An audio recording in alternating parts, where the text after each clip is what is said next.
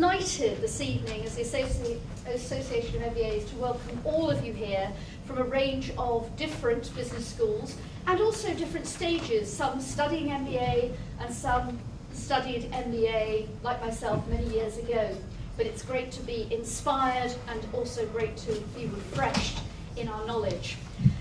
So Tom is someone I have known and admired from afar for many years. As many of you know, my home is Scotland, and Tom is well known in Scotland for rolling his sleeves up and just getting on with it, making things happen. Typical entrepreneurial behaviour. But many of the things that he does go unreported and perhaps unseen, but the impact there is even greater. Examples of this would be in enterprise education. So looking at the school system and how do we create more entrepreneurs, instead of just saying we'll put in another program through government, Tom developed a program for teachers and head teachers led by another inspirational leader, Norman Drummond, ex-BBC and then headmaster and social entrepreneur. I call him in many ways for getting so many things going in Scotland, to take head teachers to help them understand what enterprise meant. When you've gone from school to university and then back into the classroom without any real engagement, how are you expected to lead in an entrepreneurial and enterprising fashion, or even teach it? So this just touches on some of the work in terms of entrepreneurship. Many of you will know the Hunter Centre for Entrepreneurship at Strathclyde University. I think certainly one of the first in Scotland, if not the UK, which Tom founded and supported. But there are other aspects of his work that came to light and were reinforced for me just over the weekend. And that is about the ethical side of leadership, of venture philanthropy, of sustainability, and actually making a difference for a fairer world. Over the weekend, we had 21 of our global ambassadors came to meet for the first time. We had representatives from Ghana, Nigeria, from New Zealand, from Trinidad, from China, from Russia, Croatia, all sorts of democracies, all sorts of economies, all sorts of faiths, all sorts of ages. And over that weekend, the underpinning theme was about ethical leadership and leadership for a better world. Tom's work in venture philanthropy and his work with Bill Clinton in Africa is something I'm sure he will share with you, but inspirational for all of us. So entrepreneurship, inspirational leadership, and venture philanthropy, just three of the themes that we feel embody this great leader. So we are very privileged to have you here, Tom, and thank you very much. Ladies and gentlemen, if you would join me in welcoming Sir Tom Hunter.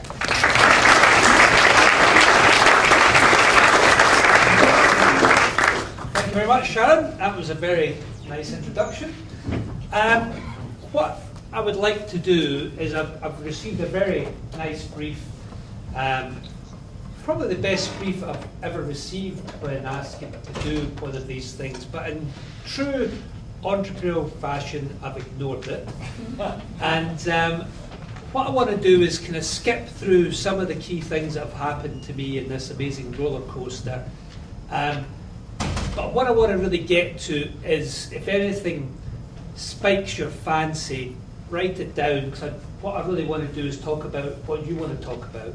So I want to get into it in the Q&As. So we'll run through what's been happening.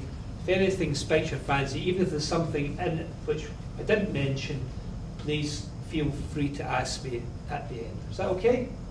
So we'll just have a little run through. But first of all, never in my wildest dreams, when I was growing up in a very small coal mining village in Scotland, would have imagined I would be standing here in Imperial College speaking to the brilliant MBA, so that's what Sharon tells me you all are. And talking about wildest dreams, I don't know if any of you have been following the American presidential elections. And there is a guy called Mitt Romney, and Mitt just won the Michigan primary yesterday. And Mitt Romney is one of these characters. He actually looks like an American president. 6'4", got full head of hair. You know, Clinton looks like one. I don't know if George W. looked like one. Don't know if he was one. Anyway, you can ask me about that later as well if you want. And anyway, Mitt Romney was in one of these, you know, these big theatres where all the ticker taper is coming down. And he was standing there, and it was maybe 80,000 in this crowd. And his wife, who's a statuesque blonde, 6'0" in her stocking soles, as they say in Scotland, and she was standing down to his right-hand side, and he was obviously loving being there. And he's just went, "Gee, honey, did you ever think in your wildest dreams that I would be standing up here, running for the President of these United States of America?" And she just looks back at him and says, "Gee, honey, you were never in my wildest dreams." So the first lesson is don't take yourself too seriously. That's a true story as well. I told that with Bill Clinton in the room, and he did like it. Obviously, Republican. You can ask me about that as well. So, very quick run through of starting. So as I say, brought up in a mining village, 5,000 people, probably 95% of the male employment was deep coal mines. And my dad was a local grocer at the grocer's store. He was third generation, I would have been fourth generation. So I kind of, my education in those early days was working in the shop, and then round the dinner table, my dad would talk about business. So from a very early age, I suppose business was in my blood. But I loved being in the shop, and that's where I really learned at my father's apron to buy and sell. Fast forward then, schooling was nothing marked me out at my school. I was very average in a very average school. My father wanted me to go to university. I didn't want to go to university, but my father thought this was the thing.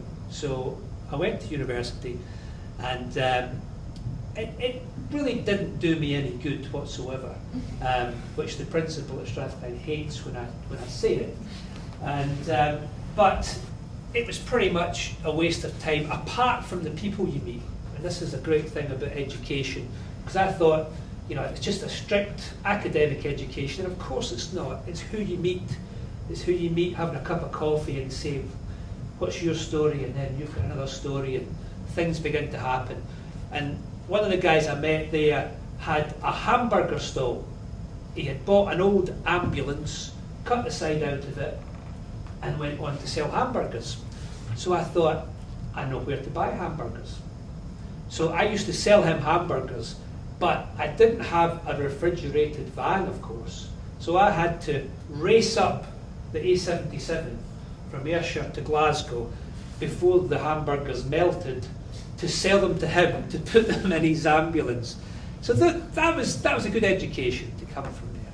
So anyway, university was so-so.